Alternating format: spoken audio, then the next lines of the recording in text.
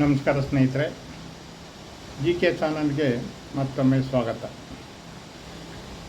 ನಾನಿವತ್ತು ಏನು ಮಾತಾಡೋಕ್ಕೆ ಹೋಗ್ತಾ ಇದ್ದೀನಿ ಅಂದರೆ, ಬಹುಶಃ ನೀವೆಲ್ಲರೂ ಅಬ್ಸರ್ವ್ ಮಾಡ್ತಾ ಇದ್ದೀರಾ.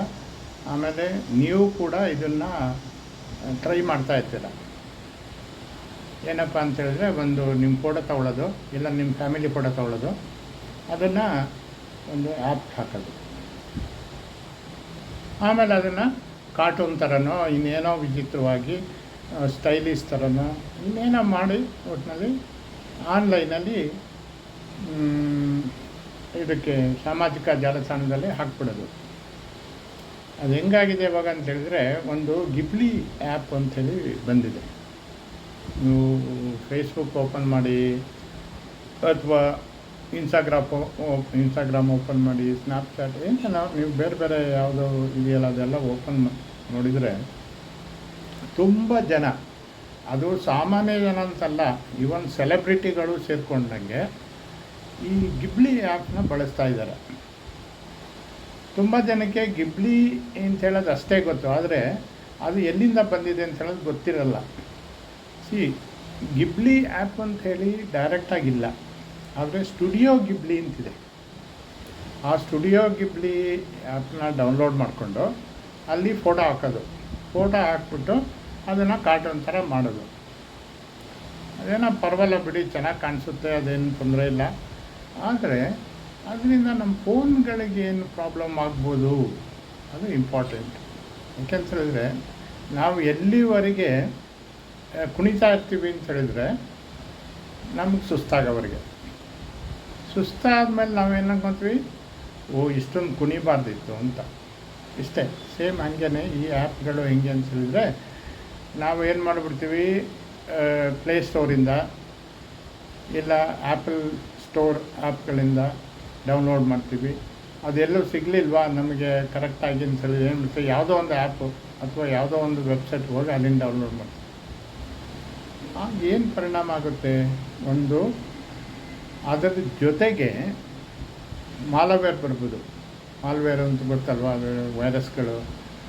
ಆಮೇಲೆ ಅದರಿಂದ ನಿಮ್ಮ ಕರಪ್ಟ್ ಆಗೋ ಚಾನ್ಸು ಇರುತ್ತೆ. ಓಕೆ, ಅದಲ್ಲದೆ ನೀವು ನೋಡಿ, ನಿಮ್ಮ ಪರ್ಸ್ನಲ್ ಫೋಟೋ ಹಾಕೋದ್ರಿಂದ ಅವರು ಅದನ್ನು ಮಿಸ್ಯೂಸು ಮಾಡ್ಕೋಬೋದು.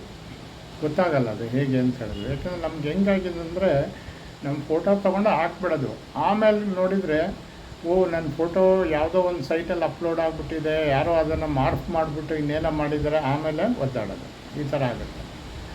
ಆಮೇಲೆ ಬ್ಲ್ಯಾಕ್ ಮೇಲ್ ಮಾಡೋರಿಗೆ ಅದು ಇನ್ನೂ ಅನುಕೂಲ ಆಗುತ್ತೆ. ಸೊ ಹಾಗಾಗಿ ನಾವು ತುಂಬ ಕೇರ್ಫುಲ್ ಆಗಿರಬೇಕಾಗುತ್ತೆ.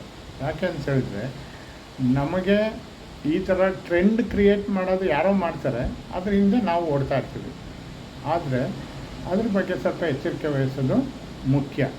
ಇಲ್ಲ ಅಂತ ಹೇಳಿದ್ರೆ ನಾವು ಸಫರ್ ಆಗಬೇಕಾಗತ್ತೆ. ನಮ್ಮ ಫೋನು ಕ್ರ್ಯಾಶ್ ಆಗ್ಬೋದು, ಇಲ್ಲ ವೈರಸ್ ಅಟ್ಯಾಕ್ ಆಗಿ ಇರೋ ಡೇಟಾ ಎಲ್ಲ ಹಾಳಾಗ್ಬೋದು, ಇಲ್ಲ ನಮ್ಮ ಡೇಟಾನೇ ಕದ್ದು ಅದರಲ್ಲಿ ನಾವು ಫೋನ್ ಅಂದರೆ ಸಾಧಾರಣವಾಗಿ ಏನು ಮಾಡ್ತೀವಿ, ಎಲ್ಲ ಥರದ್ದು ಇನ್ಫಾರ್ಮೇಷನ್ಗಳು ಇಟ್ಟಿರ್ತೀವಿ ನಾವು.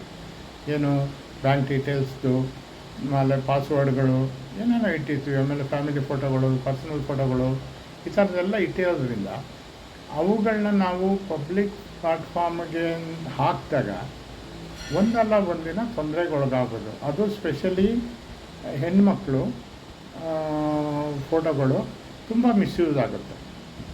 ಸೊ ಅದ್ರ ಜೊತೆಗೆ ಫೇಕ್ ಅಕೌಂಟ್ ಓಪನ್ ಮಾಡೋಕ್ಕೂ ಕೂಡ ಅದು ಇನ್ನೊಂದು ಕಾರಣ ಆಗುತ್ತೆ. ಸೊ ಹಾಗಾಗಿ ನಾವು ಕೇರ್ಫುಲ್ಲಾಗಿ ಇಂಥದನ್ನ ಬಳಸೋದು ತುಂಬ ಒಳ್ಳೆಯದು. ನಾವು ಟ್ರೆಂಡಲ್ಲಿದೆ ಅಂತ ಹೇಳ್ಬಿಟ್ಟು ಏನೋ ಯೋಚನೆ ಅವ್ನು ನಾನು ಮಾಡ್ತಿದ್ದೀನಿ, ಈ ಥರ ಆಗಬಾರ್ದು. ಸೊ ಅದರಿಂದ ನಾವು ಎಚ್ಚರಿಕೆ ವಹಿಸೋದು ತುಂಬ ಒಳ್ಳೆಯದು ಅಂತ ನನ್ನ ಅಭಿಪ್ರಾಯ. ನಿಮ್ಮ ಅಭಿಪ್ರಾಯ ಏನು ಅಂತ ಹೇಳೋದನ್ನ ನೀವು ಕಮೆಂಟ್ ಬಾಕ್ಸಲ್ಲಿ ತಿಳಿಸಿ, ಅಥವಾ ನೀವು ಬೇರೆ ಯಾವ ಥರದಲ್ಲಾದ್ರೂ ನಮಗೆ ಇನ್ಫಾರ್ಮೇಷನ್ ಕೊಡ್ಬೋದು.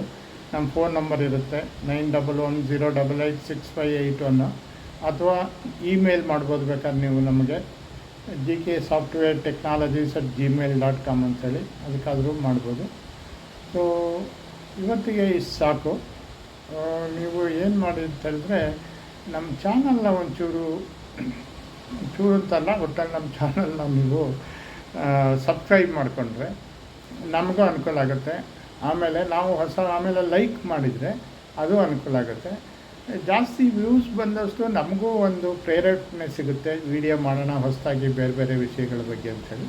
ಸೊ ದಯವಿಟ್ಟು ನಮ್ಮ ಚಾನಲ್ನ ಸಬ್ಸ್ಕ್ರೈಬ್ ಮಾಡ್ಕೊಳ್ಳಿ, ಲೈಕ್ಸ್ ಮಾಡಿ, ಬೇರೆ ಫ್ರೆಂಡ್ಸ್ಗಳಿಗೆ ಹೇಳಿ.